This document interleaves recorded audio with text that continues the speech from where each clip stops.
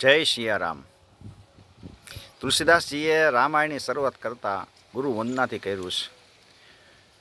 બંદવું ગુરુ પદ પદુમ પરાગા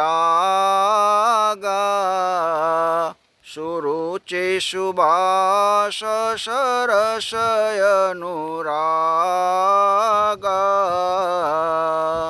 ગુરુજીની વંદના કરતા તુલસીદાસજી લખે છે કે ગુરુદેવના ચરણની રજ છે ને એ અમૃતરૂપ છે, સંજીવની છે, જડીબુટી છે, રુચિકર છે, સુગંધી છે અને અનુરાગયુક્ત છે. એના ચરણોના રજની જે ઔષધિ તરીકે ઉપયોગ કરે ને એના તમામ ભવરોગના દુઃખ નાશ પામે છે, ભવરોગ નાશ પામી જાય છે. અને વધારે કહે છે કે એના ચરણના નખને જે દર્શન કરે ને એને હૃદયની અંદર દિવ્ય દ્રષ્ટિ પ્રગટ થાય છે.